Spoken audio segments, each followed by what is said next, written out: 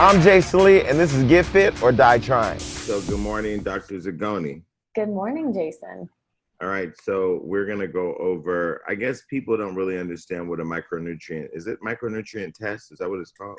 Yes, so we do. It's a micronutrient test, a micronutrient panel. We draw your blood. They grow your cells over a few weeks to see what nutrient levels you have in your cells. So we look at B vitamins, minerals, amino acids, and antioxidants. We look at 35 markers, and we see what your functional levels are inside the cell. So we can tell if you're deficient in B12, if you're deficient in zinc. We know zinc is important for testosterone. So all those vitamins and minerals give us energy. They help us repair. They help lower inflammation. They help us make what are called neurotransmitters that help healthy brain function. So they are the building blocks, but also the cofactors for everything that happens in our body. So I know that I partnered with Gentera to go through this process to figure out what is working, what's not working, what's off, and how important is this test for people? I mean, should everybody do this test or? I recommend it to all of my patients. We may not start with this depending on what their chief concern is, but it can be helpful for just about anybody. So whatever, if they're worried about fatigue or they don't have enough energy, if they're having trouble sleeping, nutrients play a role. If there's hormone imbalances, nutrients play a role. They play a role for everything. So it's a very valuable test in my opinion, because then we know what to do with diet, supplements, and sometimes IVs based on the results. So it allows me to really customize a plan for you. And for me, I wanted to be able to just be very transparent. We're doing this whole program called Get Fit or Die Trying. And it started out as a joke, but really, I mean, we want people to become more aware of their health through, seeing me go through the journey of figuring out mine. So let's go. Wonderful. So I'm going to share my screen. So here we have the micronutrient panel. The company I use is SpectraCell. This is just the pretty front page. And we're going to scroll down to get to the actual data. And this is the results at a glance page. So this is a summary of what they found. So we can see you came back very deficient in chromium, which is a mineral that's really important for insulin sensitivity, insulin glucose interaction. So that correlates with something we saw on your other lab test. We see a number of borderline deficiencies: biotin, folate, a marker called immunodex, inositol, and spectrox. And what is all that? We're going to go through one by one. So the first two we're going to look at here are the spectrox and immunodex. And these are general markers that SpectraCell, the lab company, uses to give kind of like an overall view of either antioxidant function. So spectrox is looking at how well your antioxidants are functioning inside your cells overall, and also immune function. So the immunodex, they're working, when SpectraCell is testing for these nutrients, they're working with the white blood cells. And so they have a few markers, some with the nutrient levels and some things they're observing through the process of the test that gives us an idea of the general health of your white blood cells. So it's different than the number of white blood cells, which we would see on what's called a CBC, which any doctor might run. We're looking more qualitatively. Got it. So then when we scroll down, this is my favorite part where we actually see the graphs. So the green bar is great. A white circle in the green means you're sufficient. And obviously, it looks like we've got quite a range of sufficient. A black circle in the yellow is borderline deficient. So you're borderline deficient in folate. We need folate for cell replication. We need it for detoxification. We need it for brain function. We need it for hormone balance. We need it for energy. So this is one piece where we know we can make a difference for your health. And then your other borderline deficient nutrient was biotin. Biotin is interesting. It's really important for hair, skin, and nails. It also plays a whole host. All of these nutrients are going to play, dozens and dozens of roles in the body. They're used in every single cell. So for you, knowing that weight loss is your number one goal, I think the folate will support you, one, in lowering the inflammation that we saw, two, in providing you with a bit more energy, and three, supporting what are called neurotransmitters for healthy brain chemistry. So maybe feeling like there's a little less stress going on in life, even if we're not changing all of the work and all of the stress things. Biotin is interesting. Also is going to help support a little bit of the blood sugar insulin piece, more from and support energy as well. It's one of our B vitamins, very important.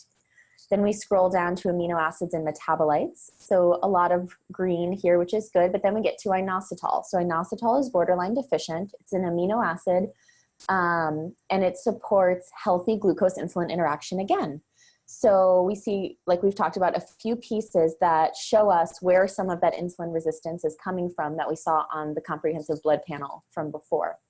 Inositol plays a role in what we call intracellular signaling. It means how insulin signals inside the cell, and it's like a megaphone. So the insulin tells the cell what to do, and if we don't have enough inositol, it has to turn up the volume by making more insulin. So one of the ways that we're going to help lower your insulin is by using inositol. We make the signal inside more efficient. We can turn down the volume or clarify the microphone a little bit. I don't know all the music terms. And then your body can make less insulin because it can get the same signal from less. So that's important. So that that insulin piece is directly related to the weight loss piece. Got it. So as we scroll down even more, one thing I want to mention, so we have vitamin D here. This test specifically is looking inside the cell. The other test we looked at, where we looked at vitamin D, was looking in the bloodstream. So two different places. With vitamin D, it's a fat-soluble vitamin, and it can act as a precursor to steroid hormones, and it supports hormone metabolism, let's say. Supports immune system, supports bone and brain, supports just about everything in the body. But we want to test both, because if it can't get into the cell, you might not be getting the full action, even if the level inside your bloodstream looks normal.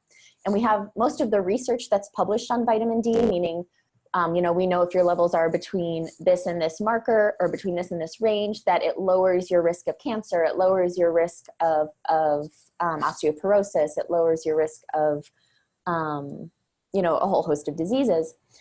But that's just what we know for in the bloodstream. Some people have different genetic SNPs, or a little issue with a gene, and they can't get the vitamin D into the cell to use it efficiently. And so it's really important that we look inside the cell too, to make sure that, we get the full picture and make sure we really are reducing risk and supporting your body, and not just going off of one marker that may not be the actual picture. So that's why it's important to look at all the data. Does that make sense? Yeah. Great. Now your D inside the cell looks good. So that's wonderful. So we're going to scroll down, carbohydrate metabolism. So here's chromium. Chromium came back deficient. And again, this has to do with glucose and insulin interaction. So that's why I specifically gave you chromium in a very specific form. We did chromium picolinate because it's the most bioavailable. Foods that are rich in chromium are broccoli specifically. However, with the way our food supply is today, there's not a ton of chromium in our food supply. So that's why I do think it's important that we give you a supplement of chromium.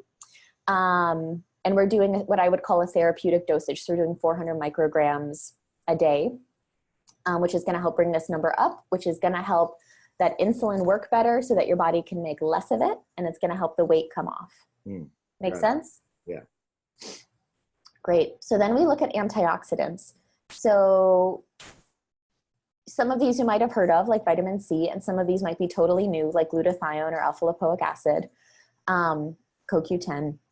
Glutathione is a super important one. This is a major anti-inflammatory antioxidant. It's a main detoxifier for the liver.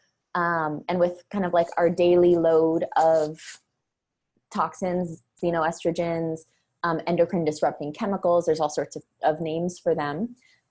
It's really important that we do have a good level of glutathione and other antioxidants as well. So you're in the green for everything. I'd love to see these a little bit higher, especially your glutathione. But whenever I get IV therapy and I get they give me the vitamins, they always put glutathione in there. Yep. Is that right? That's exactly it. Yep. And that was going to be what I would recommend had you not already been doing it, because glutathione isn't super well absorbed orally. So when we do it IV, you get 100% absorption, and it can actually act as an antioxidant in the bloodstream, in the cells. Whereas if we take it orally, usually the gut is going to use up most of that glutathione, and some of it's not even going to get across the the gut barrier. So very important that we support the antioxidant system through IV glutathione. So I love that you've been doing that. Got it. Yeah. And overall, I mean, you have a lot in the green. So that's really lovely. I have a lot of patients who come in and have like 5 deficiencies, 2 dozen, borderline deficiencies. Just about everything on here is in either borderline deficient or deficient. So that tells me that something that you've been doing has been really working, and that your body is working for you, that there's a lot that's going well. Well, we're not working well. What you'll notice as we go through the report, they explain how they do the test. If you need help falling asleep at night, this can be useful. I don't expect you to go through it. They also go through a whole biochemistry lesson on where those different vitamins and minerals come into play in the citric acid cycle, which is energy production. Again, if you need help falling asleep, or if you are studying for a Mensa exam, maybe this would be helpful. But I'm just going through so that you can see how complex this can be, but how simple we can make it by just showing you what you need to take, what you need to eat. I don't think people know how scientific the body works, Totally. I mean, it's a beautiful symphony of hormones, chemical messengers, peptides, signals, cells, microbiome, good bacteria, viruses even. Like, our whole system is this living ecosystem. And we might even have more bacteria than we have human cells. So it really makes you question, like, what are we? If we want to go into the existential conversation. Right. And so it's helpful what I love about what I get to do is that when I have a patient come to me, I'm a synthesizer.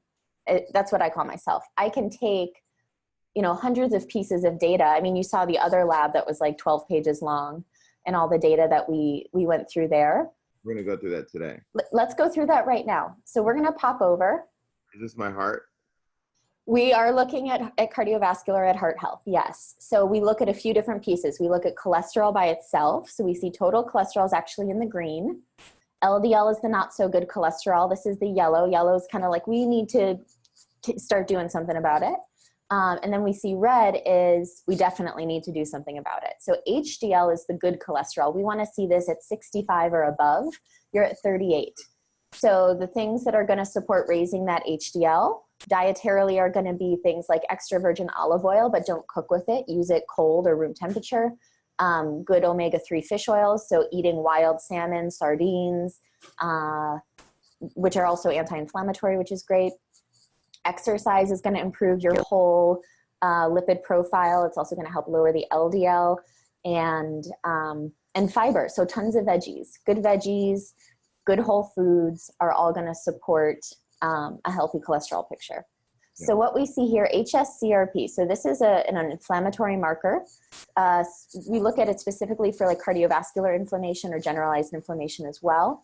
We want to see you under 1. You're at 10.5. So that's very high. Now, there are a number of things that can make this high. Excessive alcohol consumption, sleep apnea, really poor diet, smoking. Anything that is going to create inflammation in the body can affect this. So sometimes we know where the inflammation is coming from, and sometimes I get to play detective. So I think we've identified a few potential places for you.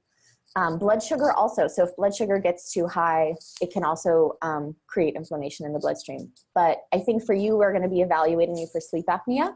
You've already pulled out alcohol, so that's wonderful.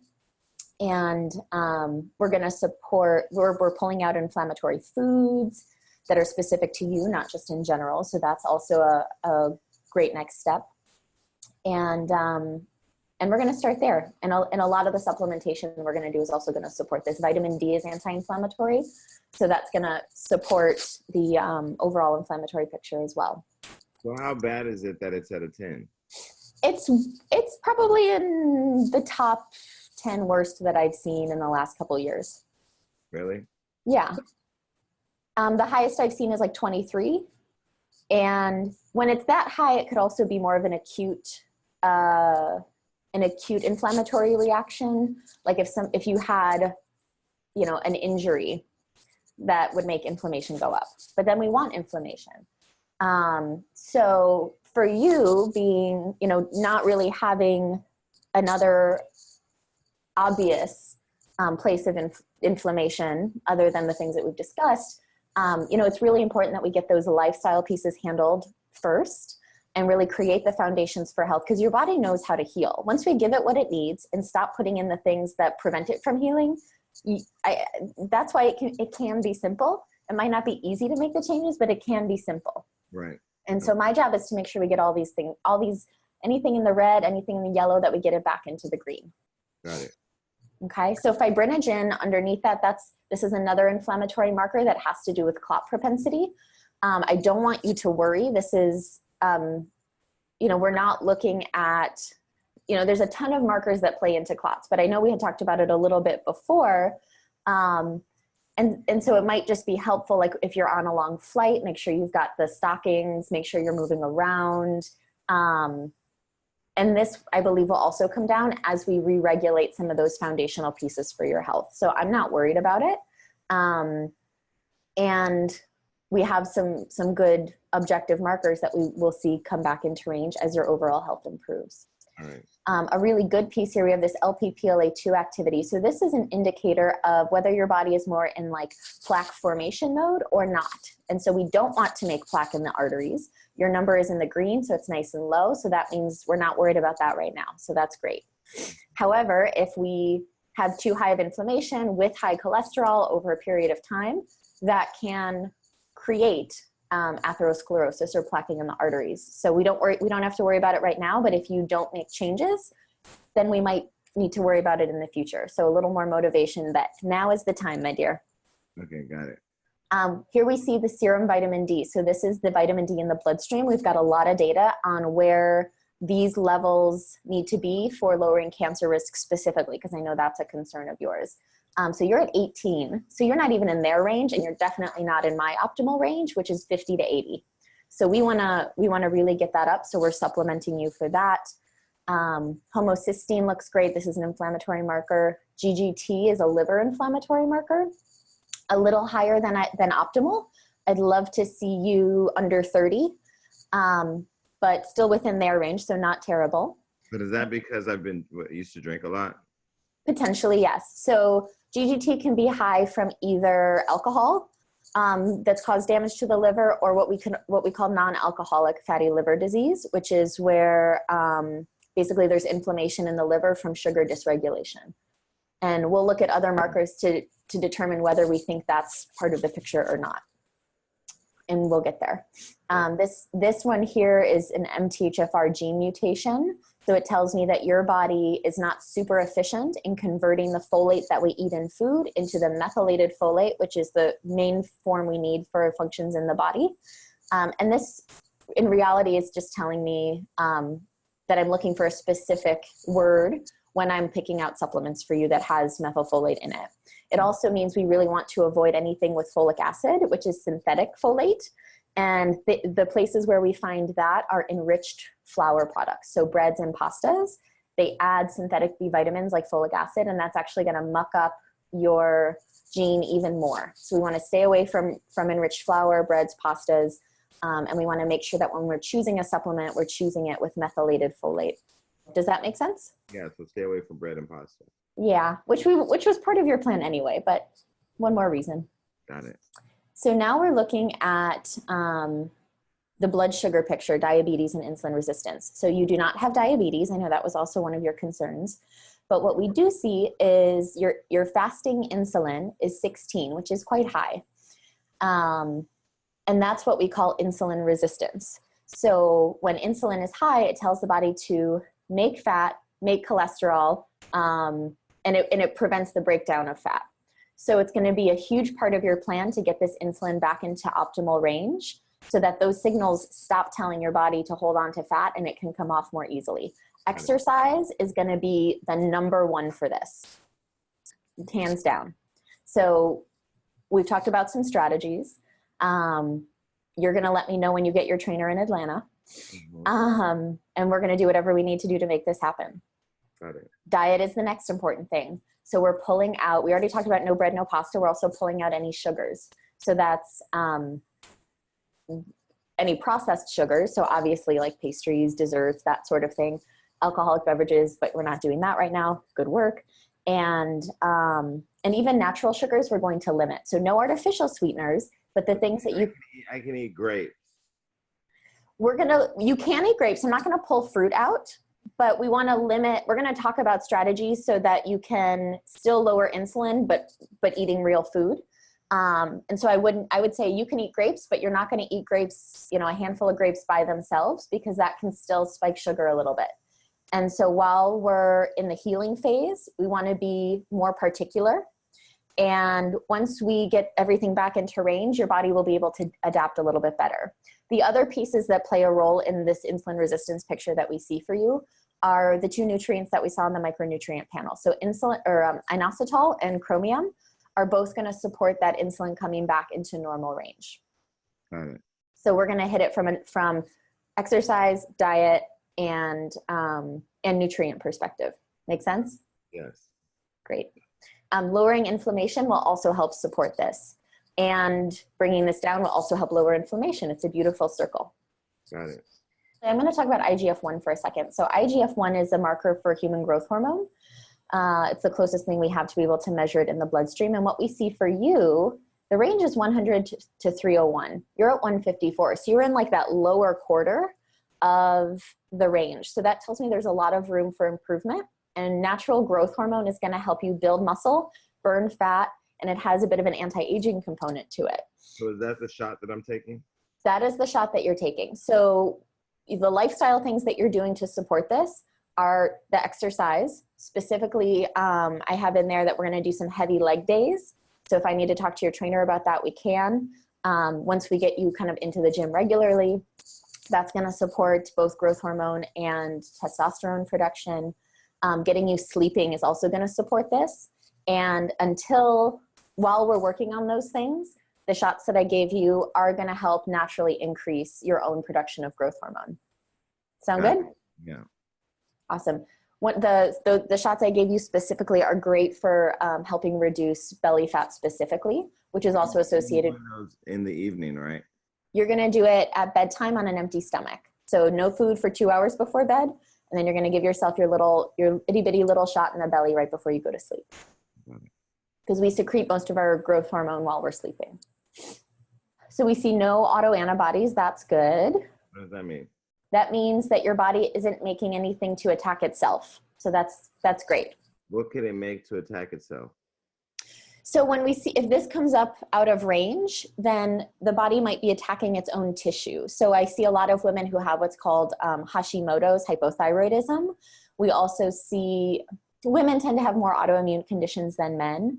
Other autoimmune conditions would be lupus, rheumatoid arthritis. Sometimes we see these markers show up without having any sort of other diagnostics, but it's kind of like a pre-marker, meaning we know there's something we can do about it before we really get symptoms. That's like if there's a problem with your immune system? Yes, exactly. Exactly. So for you, that looks good, which is nice because it doesn't complicate the picture for you. Then we get to thyroid. TSH is the signal from the brain to the thyroid, kind of like the megaphone, telling the thyroid what to do. This looks good. Free T4 is what your thyroid gland is making. That looks good. And free T3 is the active thyroid hormone. What we see for you is that your reverse T3 is on the high side, which means that your body has been under some level of stress. So wait, so say that one more time. I'm sorry, there's a minor distraction over here. That's okay. So the first three thyroid markers look good. In fact, your thyroid is operating well, the signal from the brain is doing well, and the free T3, which is what we feel like we have for thyroid hormone. Thyroid does metabolism, it does gut motility, it has to do with hair growth or hair loss. I think I said energy can affect sleep, can affect, but for you, we're looking at it specifically from a weight loss perspective. And what we see is your free T3 looks pretty good, but your reverse T3 is high, almost in the red. And what that tells me is that your body is under some level of stress. So that could be biochemical stress, as in like not enough calories. Your body thinks it's starving, so it's trying to put this hormone into reserve to save it. Or it could be psychological stress, not enough sleep. There's a whole number of pieces that play into this. So for you, we're going to try and address as many of those as possible. But this is one of the markers that tells me you've been under quite a bit of stress. Does that make sense? Absolutely. I'm stressed right now. So now we're going to talk about hormones. So what we see here, we see a few things in the red, a lot in the green. Doesn't mean it's optimal. So PSA is prostate-specific antigen. Prostate is healthy. That's great. Total testosterone, you're at about 500, but the range is 350 to 1200. So even though you're in normal range, you're not what I would call optimal. However, does that shot help that? the shot can help that. And we can talk about testosterone replacement once we've implemented the lifestyle part of the plan first, because that's going to support your natural elevation of testosterone, especially heavy lower body exercises. The way we've designed your diet is going to support healthy testosterone production as well, getting the insulin regulated as well. So everything we're already doing is going to support natural testosterone enhancement. And then when we retest, if we haven't gotten you either symptomatically or lab-wise to a place where you feel really good, then we can revisit the conversation about testosterone replacement. There's a lot of nuances, and it's also one of those things where if you are planning on having children at any point, it makes it a little more complicated on how we prescribe. And so I also like to see what your body can do on its own. So I'm excited to see what this looks like just from the few things that we're going to be shifting in your life over the next 3 months. Sound good? Yes. Your free testosterone is what you feel like you have for testosterone. You're about mid-range. Again, room for improvement, but we're not going to address it specifically right now. Sex hormone binding globulin is like the sheepdog for the testosterone through the bloodstream. That looks okay. DHT is another form of testosterone that affects hair loss and prostate. That looks good. DHEA sulfate is an adrenal hormone. It's on the higher end of the range, which is good that your adrenals can sustain that. And with some of these other markers that we see, it tells me you are under a lot of stress and your adrenals are handling it, but we need to do something to address that stress piece. The other thing that shows me you have quite a bit of stress is pregnenolone.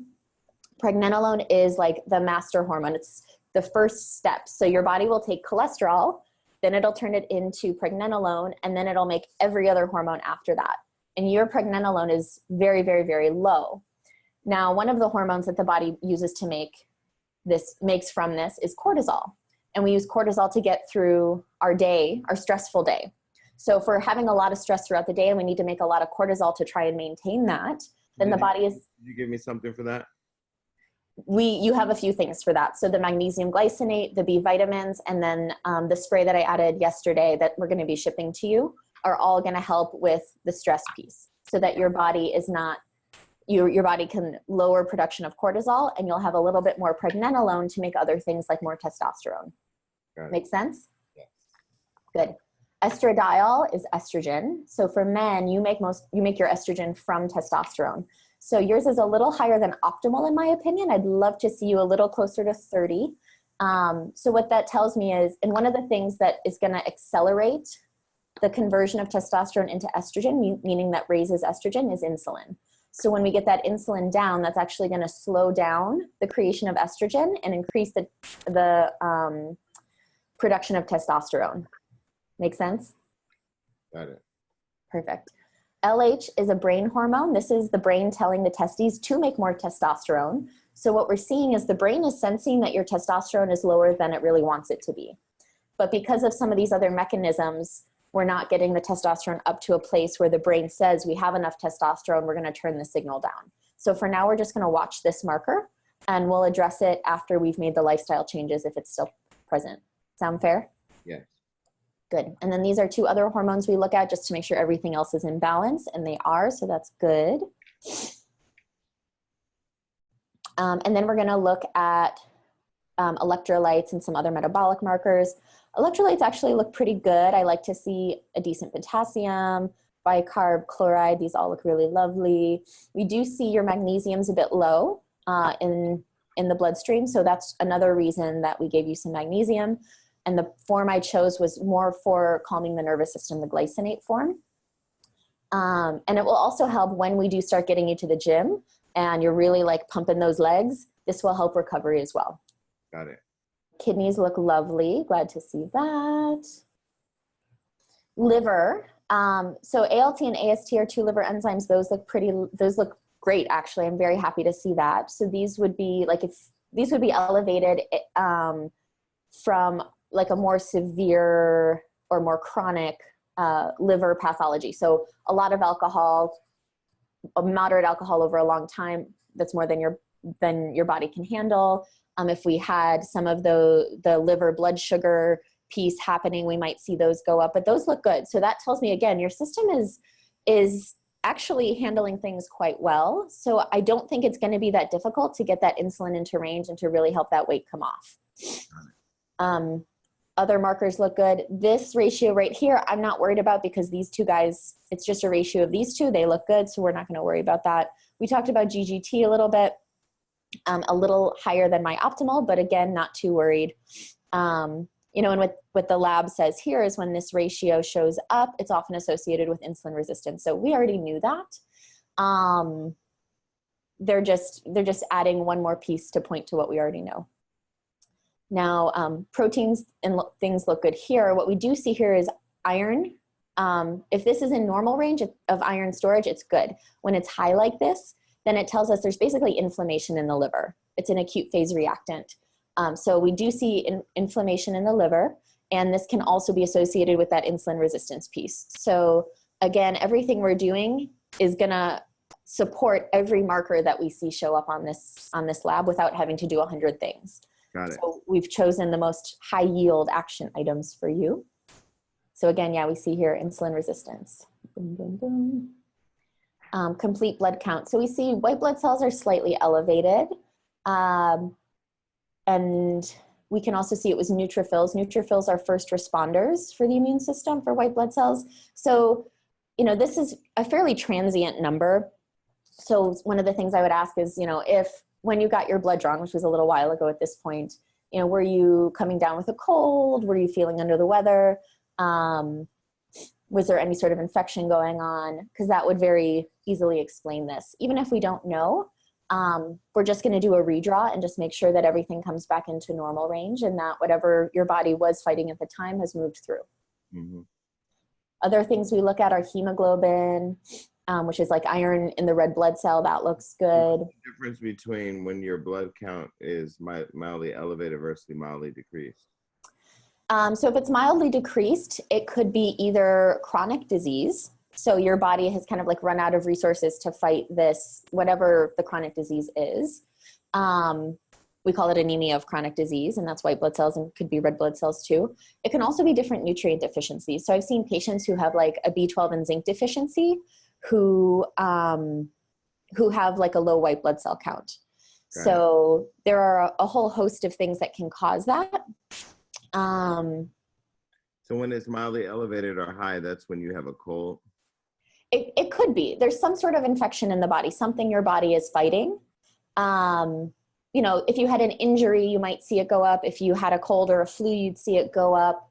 I think at the time I had really bad allergies. Allergies wouldn't show up as high neutrophils. Those would usually show up as either eosinophils or basophils, which are down here. But it, you know, sometimes the cold symptoms and the allergy symptoms look alike. So what I would say is let's just retest and see where you are now, and then we can know if we need to do anything with it. Got it. We also see platelets are just a touch high. Again, this could be transient, but it's something we're going to retest for and watch and see if it was just what was happening in that time frame or if it's a normal thing for you that we need to address. But I'm not worried about it right now. We did talk about strategies to, so platelets are clotting cells, and your body has, you know, natural ways to clot, and it also has natural ways to break down clots. So for you, we've already talked about, you know, if any, are you traveling internationally at all soon? No, not soon, but probably next couple months. Okay. Well, we'll put a whole travel plan together for you so that one, you don't have to worry about clots, but two, that you actually like feel good when you arrive and your body adjusts better to the time zone, and really do like biohacks to support your system in acclimating much faster so that you can actually like have more fun time or more work time, whatever you're there to do. Does that sound like a deal? Yeah, that's great. Cool. So let's take a quick look at your plan. In order to simplify it, I've got the main things you're going to avoid, which is dairy, sugar, and flour. So sugar is going to be essentially anything sweet. So obviously processed sugar, but also, you know, organic cane sugar is still going to raise blood sugar and insulin. Fructose as well, honey as well. So until we get your numbers looking a little better, we're going to be a little more strict for the next couple months. But my goal is, I can eat like raw fruit. I can eat fruit. you can have some fruit. So berries are going to be the best. And oranges. You can do some oranges. I'm going to have you do no more than like 1 to 2 servings of fruit a day. And so when you're doing a juice, because I know you like to do juices, focus on the green juices. They can have a little bit of fruit in them. But we want to stay away from some of the higher sugar fruits for now, like bananas and mangoes. Mangoes showed up on your food intolerance test anyway. But citrus is going to be fine. Berries are going to be fine. Apples are okay. Again, I'm not so worried about the fruit because it's coming in with fiber and with some of the mineral cofactors, so your body can process it much better. And until we get everything, you know, I want to give you the tools to make sure we're getting those changes in your bloodstream and in your body as fast as possible. So that's how we're going to do it. Okay. Things that are okay. So stevia is totally fine. Xylitol is okay in small amounts. You actually can do whey protein. So you came back reactive to most cow dairy. However, whey protein didn't. There you go. You got something. And if you do need to do a little goat cheese, that came back okay as well. But otherwise, no milk, cheese, or yogurt.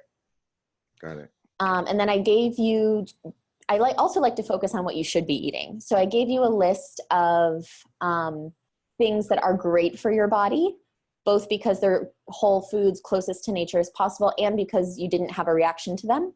And they're things that are going to be supporting blood sugar, liver health, anti-inflammatory action, all the good things. So you can go through those. And basically, so when your official food RX, I call it qualitarianism. So as high quality as possible. So grass-fed meats, wild fish, you know, organic as much as possible. It's going to be super important. What? No chicken, no steak? You can do a little steak if it's grass-fed. You can do a little chicken if it's like Mary's organic, free range, blah, blah, blah, blah, blah. So we can, if you need me to help you brainstorm restaurants in your area that do serve that level of quality, I'm happy to. And then tons and tons of spices. So spices are very anti-inflammatory, and putting them in everything you eat is, I think, more effective than just taking a pill. Although there are plenty of good supplements out there, I didn't want to add more capsules. I wanted to do as much with food for you as possible. So turmeric, cumin, rosemary, thyme, basically every spice that different cultures have used has some antioxidant capacity and anti-inflammatory capacity. So mix it up, be creative, use, you know, however you want to play with it. Got it. And tons of veggies. So your plate, you know, whether you're eating at home or eating out or getting a meal service, it should be predominantly vegetables. Like at least 50% of your plate should be veggies. And then 25% healthy protein, 25% healthy carbs. And we're going to, I'm going to have you keep doing what you're doing as far as the juices, but adding some protein in the morning. But we're not going to add any more carbs in the morning unless you're working out. So if you're doing a heavy leg day, eat some carbs after your workout with your protein and help your body recover. Got it. And because the workout is also going to really improve insulin sensitivity, so your body can handle carbs better. Other than that, we're going to keep it pretty low carb. Does that make sense? Yes. Okay. So I have this tray that you provided me. Yes. Okay, and I have all of the supplements you provided me. Yes. Now I'm going to actually start filling this thing now. So let me follow. Okay, so for breakfast, I'm doing the meal. That's this. So you want me to take 2 pills in the morning, or 2 pills? Yes. So you're going to put 2 pills in all of your little breakfast containers across the board. This helps me stay so organized. I'm telling you, I'm just the worst. Well, we can make it easy for ourselves. Like that little pill organizer, like, saves my life. And a lot of my patients are like, it makes life so easy. And then you just throw it in your bag to get on a plane. You take it with you if you're staying over at somebody's house. Like, makes it easy. Yeah, I don't stay at people's houses. So what about, like gummy vitamins that I was taking, I don't need to take those anymore. I just take this. Like, do I need to take a good multivitamin or no? Based on your results, and based on what we're doing with your diet, we're not going to do a multivitamin right now, but we do have a really high quality B complex. We have a vitamin D, we have magnesium, and we have the chromium and the inositol for insulin. I'm not a huge fan of the gummy vitamins. Usually the forms of the vitamins aren't great, and usually there's some sugar and some additives in them that makes them not really good for you anyway. So this is where we're gonna start. And I wanted to do as much with food as possible. Okay. And based on your levels, I think that'll be good. We are gonna look at gut health, so we'll ship you out the stool kit. And when we get to look at your gut health, we'll get a better idea of if there are other things we need to adjust. Like, do we need to add more fermented foods, more fiber?